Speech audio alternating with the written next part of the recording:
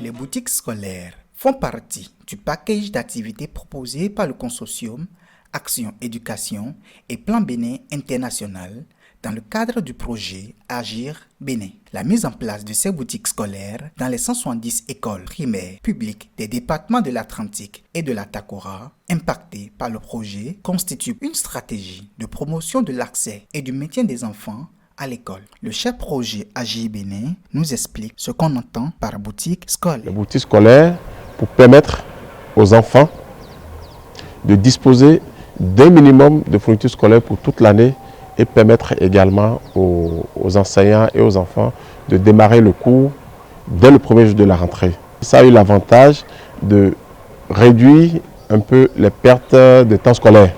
Parce que vous voyez, autrefois, l'état des lieux, on s'est rendu compte que à cause du manque de fournitures scolaires, les cours ne démarrent pas tôt. Au bas mot, c'est peut-être une semaine, 2 semaines que les cours, après la rentrée, que le cours démarre. Et donc, on a déjà perdu dans le temps scolaire. Monsieur Assogba Lazare, gérant de la boutique scolaire de l'école primaire publique de Zonroué dans la commune de Tofo, nous explique ici son fonctionnement. Les boutiques scolaires se fonctionnent comme suit. Les parents viennent avec leurs enfants.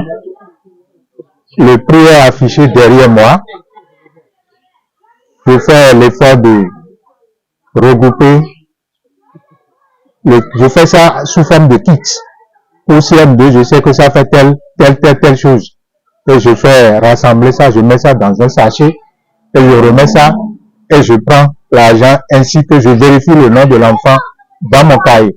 Puisque l'enfant est dans l'établissement. C'est ce qui a été dit et non hors l'établissement. L'avantage du boutique scolaire, ça fait qu'il y a eu assez d'effectifs dans le complexe. Car les années antérieures, l'effectif n'était pas comme ça. Ses collègues gérants de boutiques scolaires dans la commune de Tofo renchérissent. ONG d'Action nous a doté une boutique scolaire compte tenu des difficultés d'achat des fournitures scolaires aux enfants. Ainsi, à chaque rentrée, nous vendons des kits scolaires aux enfants à vil prix. Pour commencer la première année, il nous a amené les fournitures soit sur un taux de 75% de réduction. C'était 1015 francs, quelque chose comme ça. Donc ça ne coûtait même pas 1200. Donc les parents étaient tellement contents. Satisfait des résultats de l'initiative boutique scolaire, le responsable suivi évaluation du projet nous donne quelques chiffres sur le nombre total d'écoliers impactés en 2023 par l'initiative boutique scolaire de l'Atlantique et de la Takora.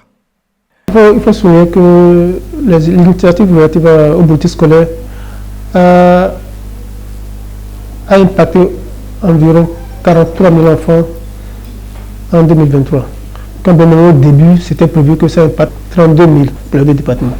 Donc, mais actuellement, c'est 43 000 enfants que ça a impacté environ.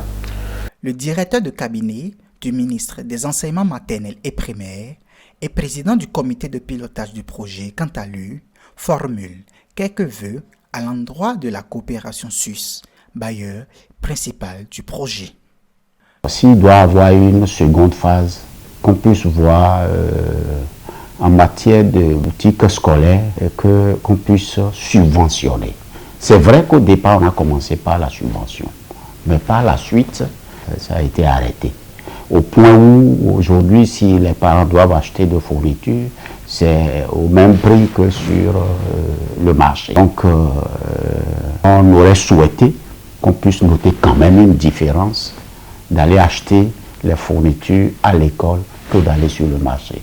Donc, qu'on puisse revenir à la case de départ pour qu'il y ait une subvention. Même si on ne peut pas aller à 50%, qu'on puisse quand même aller à 25% pour quand même permettre aux parents de gagner quelque chose.